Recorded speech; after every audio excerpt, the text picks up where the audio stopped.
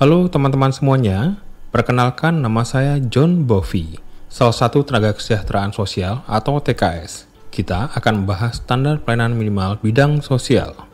Sebagai TKS, tentunya saya telah dilatih secara profesional untuk melaksanakan tugas-tugas pelayanan dan penanganan masalah sosial, termasuk melakukan rehabilitasi sosial. SPM bidang sosial ini diatur di dalam Peraturan Menteri Sosial atau Permensos nomor 9 tahun 2018 tentang standar teknis pelayanan dasar pada SPM bidang sosial di provinsi dan kabupaten kota. Sebagian istilah yang berkenaan dengan SPM telah diulas pada video tutorial sebelumnya.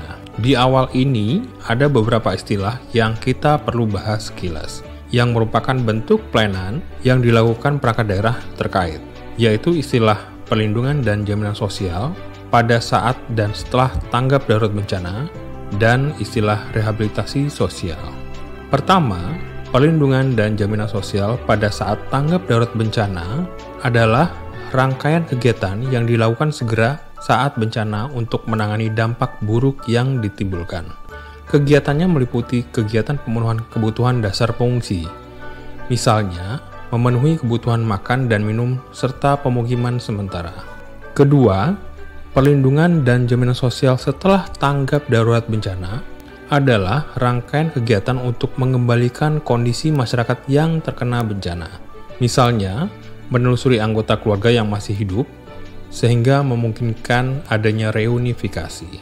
Konteks bencana yang dimaksud ialah konflik sosial, terorisme, kebakaran, wabah, gagal teknologi, dan kebakaran lahan atau hutan.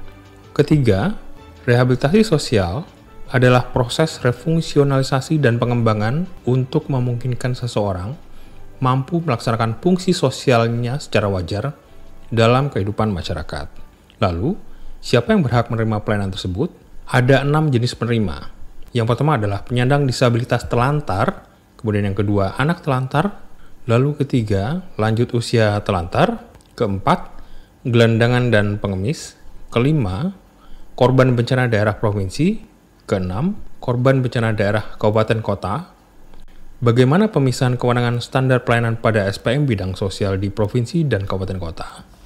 Jenis pelayanan dasar di provinsi terdiri atas, pertama, Reapsos dasar penyandang disabilitas telantar di dalam panti sosial. Yang kedua, Reapsos dasar anak telantar di dalam panti sosial. Ketiga, Reapsos dasar lanjut usia telantar di dalam panti sosial. Keempat, Reapsos dasar tuna sosial, khususnya gelandangan dan pengemis di dalam panti sosial. Dan kelima, perlindungan dan jaminan sosial pada saat dan setelah tanggap darurat bencana bagi korban bencana daerah provinsi. Jenis pelayanan dasar di kabupaten kota terdiri atas, yang pertama, Reapsos penyandang disabilitas telantar di luar panti sosial. Kedua, Reapsos dasar anak telantar di luar panti sosial. Kemudian yang ketiga, Reapsos dasar lanjut usia telantar di luar panti sosial. Keempat, Reapsos dasar tuna sosial untuk gelandangan dan pengemis di luar panti sosial. Kelima, perlindungan dan jaminan sosial pada saat dan setelah tanggap darurat bencana bagi korban bencana daerah kabupaten kota. Ada sejumlah standar pelayanan pada SPM.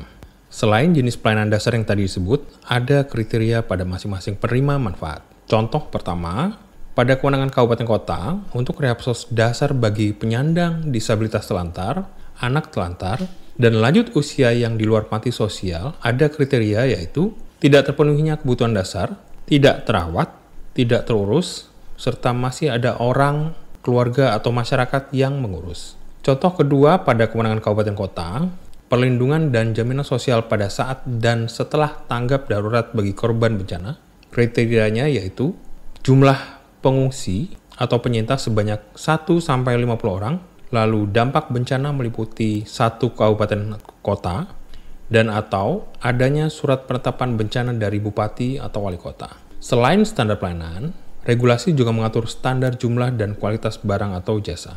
Sebagai contoh pertama, pada kewenangan kabupaten kota, penyandang disabilitas, anak, lanjut usia telantar, serta gelandangan dan pengemis di luar panti mendapatkan pelayanan data dan pengaduan, kedaruratan, dan pemenuhan kebutuhan dasar.